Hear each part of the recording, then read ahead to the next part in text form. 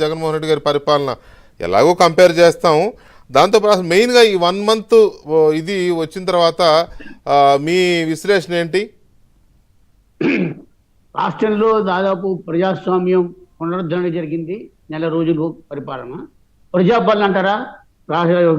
కూటమి ప్రభుత్వం ప్రజలకు ఏదైతే హామీ ఇచ్చిందో ఆ హామీలు మొదలు స్టార్ట్ అయింది.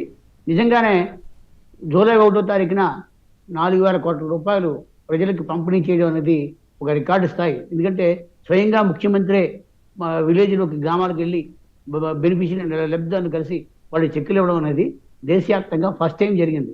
ఇలా ఎక్కడ ఎక్కువ జరగదు. కానీ ఈ ఈ ఎందు సందర్భంగా చెప్పాల్సింది ఏంటంటే ఆల్మోస్ట్ రాష్ట్ర ప్రభుత్వాన్ని వైసీపీ తెలుగుదేశం పార్టీకి అప్పగించే నాటికి ఖజానాలో చిల్లి కావలేదు. అయినా అధికార యంత్రాంగం, ముఖ్యమంత్రి చంద్రబాబు నాయుడు అకుంఠిత దీక్ష, పవన్ కళ్యాణ్ గారి పవర్ఫుల్ హామీలు అన్నీ కలిపి కూటమి ప్రభుత్వానికి మొదటి విజయం జూలై 1న వచ్చేసింది. అంటే 5 సంవత్సరాల తర్వాత పరిపాలన తర్వాత రివ్యూ చేసుకోవాల్సింది మొదటి నెల అంటే జూలై 1వ తారీఖుకే ఆ పంపిణీ ద్వారానే ప్రజల పట్ల వాళ్లకున్న అవగాహన, ప్రజల పట్ల సంక్షేమం పట్ల ఉన్న ఇది ఆయన చూపించాడు. ఎందుకంటే ఒకప్పుడు 75 రూపాయలు ఉన్న పింఛన్ని 1000 రూపాయల వరకు తీసుకెళ్ళింది కూడా ఆయనే, 2000 తీసుకెళ్ళింది ఆయనే.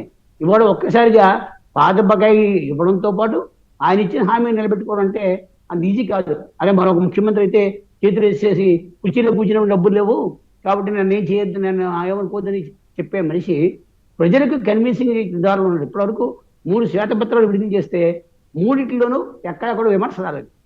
అంటే జనరల్గా ఏదైనా శ్వేతపత్రం ఇస్తే ఇది డొల్లపత్రంగా ఉంది, ఈ శ్వేతపత్రం తలకాయ పిందులు ఏమీ లేదు అని చెప్పేవాళ్ళు కూడా ఇవాళ రాష్ట్ర ప్రజల్ని కన్విన్స్ చేయడంలో అంటే 1999లో విద్యుత్ సంస్కరణ తీసుకొచ్చినప్పుడు ఏ విధంగా జిల్లాల వారీగా సమీక్ష పెట్టి చంద్రబాబు నాయుడు ఆ రోజున ప్రజలు కన్విన్స్ చేశాడో అదే దారుగా దాదాపు ఇప్పుడు 2024లో ప్రభుత్వం 4 సంవత్సరాల్లో రాష్ట్ర ప్రభుత్వం దేశంలో ఏ విధంగా ధ్వంసం అయిపోయింది, ఆర్థిక ఉగ్రవాది తీసుకొచ్చిన ఆర్థిక మూలాలు ఏ రకంగా పోయాయి అనేది పూర్తిగా ప్రజలకు తెలియజేశారు. ఇప్పుడు ప్రజలు ఎక్కడా కూడా ఈ ప్రభుత్వాన్ని మరొక 1 ఏడాది 2 ఏళ్ల వరకు కూడా తప్పుపట్టే ప్రయత్నం చేయలేరు. ఎందుకంటే అంతలాగా అన్ని వ్యవస్థని ధ్వంసం చేశారు. ఇప్పుడు వ్యవస్థల పునర్వ్యవస్థీకరణ ప్రారంభమైందంటే ఇప్పటికీ కూడా ఇంకా కొన్ని మూలాలు, కొన్ని డిపార్ట్మెంట్లో కొన్ని మూలాలు పద్ధతులు మార్చుకోలేదని ఇప్పటికీ తెలుస్తోంది. అందుకే తెలుగుదేశం పార్టీలో కూడా అంతర్గతంగా కొంతమంది అధికారులను బదిలీ చేసే విషయంలో కానీ, కొంతమంది అధికారులను కొనసాగించే విషయంలో కానీ చాలా అయోమయపరుస్తుంది. అంటే అది ముఖ్యమంత్రి కార్యాలయం దగ్గర నుంచి చిట్ట సచివాలయం వరకు ఈ అయోమయం ఉంది. ఎందుకంటే అంతలాగా వ్యవస్థల్ని ఆయన కప్పుకూల్చేశాడు. ఎవరిని నమ్మాలో ఎవరిని నమ్మకూడదు అనే స్థితికి అధికార యంత్రాంగాన్ని కూడా తీసుకొచ్చాడు. ఇప్పుడు ఏ అధికారి నేను పాత ప్రభుత్వంలో వేధింపులకు గురయ్యని చెప్పడానికి ధైర్యం లేదు, పాత ప్రభుత్వంలో ఆందోళన ఎక్కాము మళ్ళీ ఇప్పుడు కొనసాగుతుందని చెప్పుకోవడం కూడా అనేక రకాల అడ్డంకులు వస్తున్నాయి. ఎందుకంటే ముఖ్యంగా విశాఖ పరిపాలన తీసుకుంటే 30-40 వేల కోట్ల రూపాయలు విలువ చేసిన ఆస్తులను ధ్వంసం చేసి అక్కడ ఆస్తులను కబ్జా పెట్టి అక్కడ యంత్రాంగాన్ని నిత్యనులున ఒక పార్టీ వ్యవస్థగా తీసుకొచ్చేసాడు. అది అధికారులు కూడా తప్పు ఉంది. ఇప్పుడు అధికారులు నడవడికి మార్చుకోవాలి.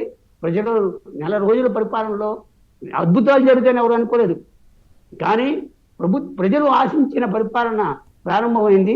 దీని ఫలితాలు రావడానికి అంటే అన్ని వ్యవస్థలు క్రమబద్ధీకరించుకుంటూ 6 నెలలు ఖచ్చితంగా పడుతుంది. అయితే ఈ ఆంధ్రప్రదేశ్లో ప్రజాస్వామ్య పునరుద్ధరణలో ప్రజలు కూటమికి ఎలాగైతే మద్దతు ఇచ్చారో, ప్రతిపక్షాలు ఎలా అయితే ఉన్నాయో అలాగే పత్రికల యొక్క తోడ్పాటు కూడా అద్భుతంగా ఉంది.